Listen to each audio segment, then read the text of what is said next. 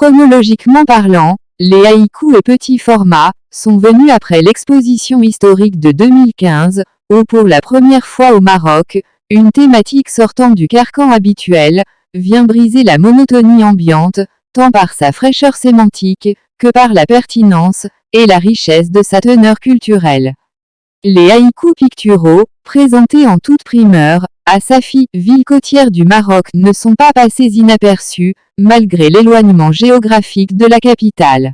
La radio nationale, la SNRT et la presse écrite ont couvert cet événement singulier, s'inscrivant dans la perspective universaliste de la culture sans frontières.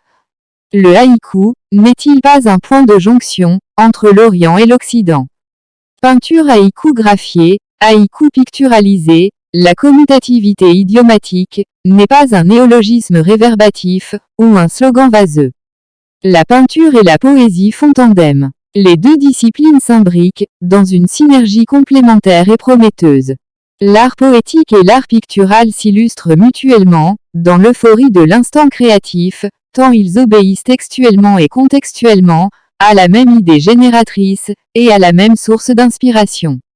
La première réplique de cette biculturalité, unie pour le meilleur et pour le pur, comme dit Razak, a été présentée en 1991, au Centre culturel Lamarive de Casablanca. L'exposition individuelle avait pour thème, au gré du pinceau et de la plume. Quelques haïkus illustrés y figuraient en bonne place. Ils ont été transposés soigneusement dans le Florilège, paru au Canada, en 1995, sous l'intitulé « Au-delà de l'artifex jeudi ». Chez Razak, l'engouement pour le haïku ne date pas d'aujourd'hui. Et pour visualiser l'aspect novateur de ces haïkus, par rapport à la tradition ancestrale, que les pionniers, Basho, Masaoka, Kobayashi, Yosabuzon ont institué dans la ferveur et le recueillement, il faudrait lire tous ces haïkus, ou du moins la majeure partie. On découvrirait le confluent, où la bifurcation s'opère en douceur, sans trop s'éloigner de la configuration spatiale idiomatique, limitée conventionnellement à 3 lignes. L'alignement horizontal de cette graphie étagée transformerait le haïku en un aphorisme. Les haïkus et petits formats forment une suite logique, du premier jet coloré où le verbe étincelant et la verve fluide se laissent imprégner par la galvanisation pigmentaire, dont le courant galvanique est le sentiment humain. Un alliage bienheureux, orchestré méditativement, dans le but de toucher le plus grand nombre, y compris les néophytes, en haïku et en peinture avant-gardiste. Un avant-goût de ce travail colossal a été présenté en France, en 2017 dans le cadre du premier Provectus des Arts, de Champagne-Ardenne.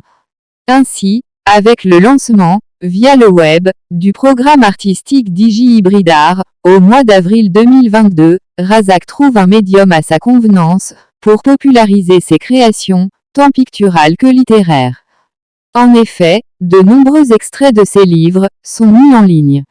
L'hommage canadien dont Razak est le bénéficiaire méritant, n'a d'ambition légitime, que de rappeler la valeur indiscutable de ce créateur, qui a plusieurs cordes à son arc, et qui fait de la pertinence artistique, sa flèche de prédilection.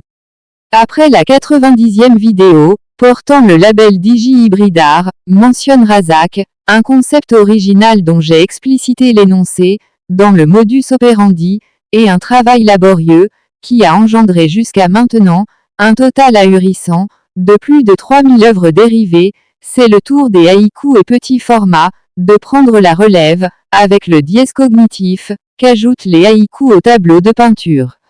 Si le texte reste inchangé, l'œuvre picturale correspondante va voyager dans le vaste cosmos, des pixels de coloriage, que le télescope DigiHybridArt rend perceptible.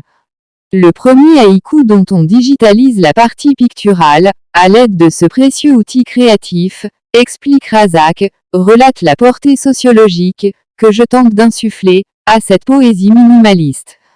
On est loin, de la grenouille qui saute les temps, et dont Basho a fait un actant lyrique, qui paradoxalement, peut donner autre chose, si l'étang est à sec, comme le sont les retenues aquatiques, de ces derniers temps, où une canicule planétaire va crescendo, avec dommages collatéraux et désagréments généraux.